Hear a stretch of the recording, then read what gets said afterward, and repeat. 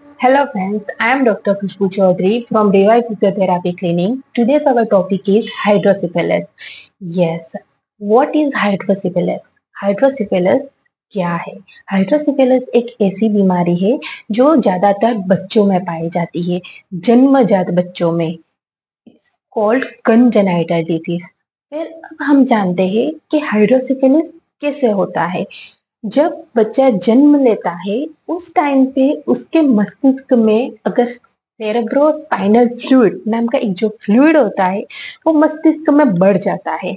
वो मस्तिष्क में बढ़ने के कारण मस्तिष्क में प्रेशर वो इंक्रीज करता है। उस प्रेशर के कारण मस्तिष्क में जो नर्व्स होती है वो भी डैमेज होती है।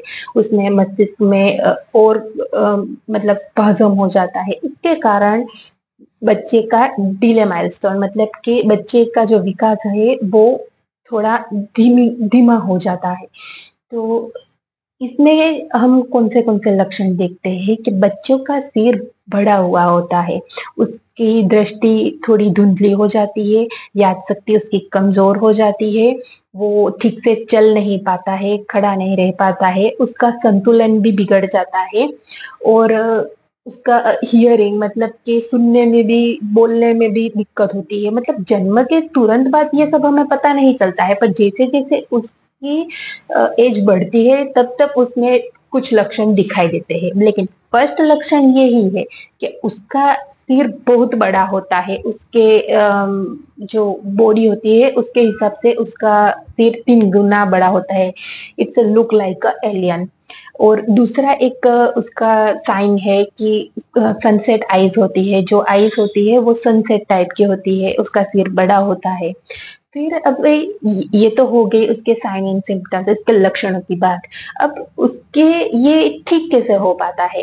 यस, इसके लिए मेडिकल मेडिकेशन में क्या है कि संट सर्जरी की जाती है। संट सर्जरी में क्या है कि एक जो अ, उसका सिर से मस्तिष्क से अन्य भाग से एक ट्यूब के द्वारा ये फ्लूइड बाहर निकाला जाता है। ये तो हो गई संट सर्जरी। अब हम बात करें कि ये हाइड्रोसिफिलिस जैसी बीमारी में फिजियोथेरापी क्या काम करता है। ये फिजियोथेरापी हाइड्रोसिफिलिस में एक रोल मॉडल का काम करता है।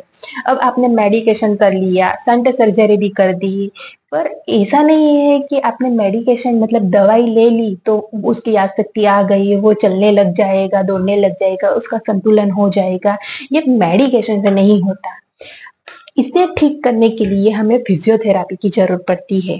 जी हाँ, फिजियोथेरापी से हाइड्रोसिफेलिस के जो लक्षण हैं वो हम कम कर सकते हैं, वो हम ठीक कर सकते हैं।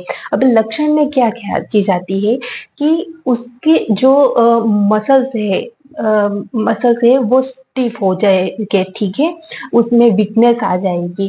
तो पहले तो हमें उसे मसल स्ट्रेंथ करनी पड़ती है, मसल स्ट्रेंथ, फिर संतुलन, उसका बैलेंस प्रॉब्लम होता है तो बैलेंस बैलेंस भी हमें ठीक करना होता है। हाइड्रोसिफिलिस जैसी बीमारी को ठीक करने के लिए कौन से एक्सरसाइज की जाती है? पहला तो आता है संतुलन, ठीक है।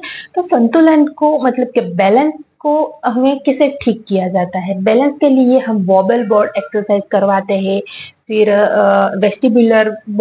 वेस्टिबुलर एक्सरसाइज करवाते हैं, वन लेग स्टैंडिंग हो गए। उसके बाद आती है muscle strengthening exercise, strength training exercise. Strength training exercise में हम मसल्स को बिल्ड करते हैं।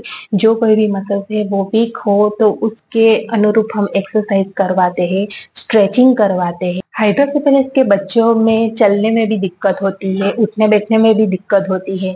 तो हम उसे चलने के लिए उसे गेट ट्रेनिंग करवाते हैं। गेट ट्रेनिंग में हम वॉकर से उसे चलना सिखाते हैं या फिर स्टिक से चलना सिखाते हैं।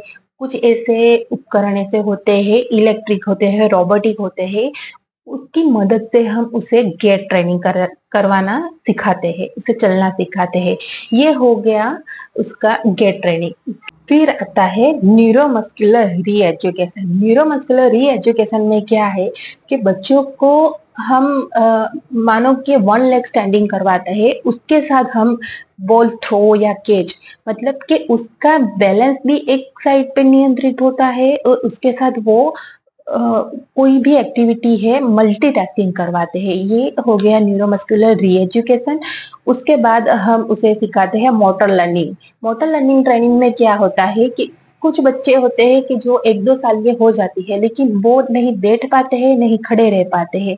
तो भले ही उसकी एज बढ़ गई है, लेकिन वो मोटर लर्निंग डेवलपमेंट उसका नहीं आया है, तो उसे बैठना, चलना, खड़े रहना सिखाते हैं। ये भी कैसे, उसके प्रॉपर ऐसी पोजीशन देके उसे मोटर लर्निंग करवाई जाती है।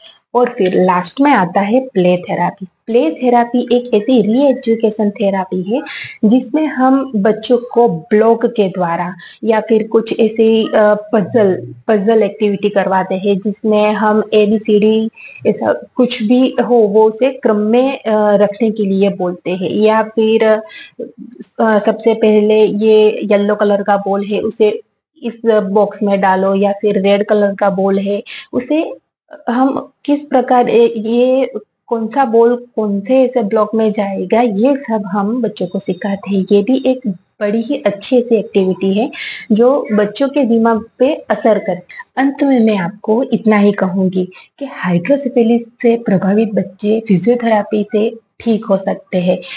काफी लोगों को पता नहीं कि फिजियोथेरापी चीज क्या है। मतलब फिजियोथेरापी सिर्फ एक्सरसाइज करवाते हैं ऐसा नहीं है, वो मोटर लर्निंग से लेके री एजुकेशन से लेके एक्सरसाइज सभी स्किल वो डेवलप करते हैं बच्चों में।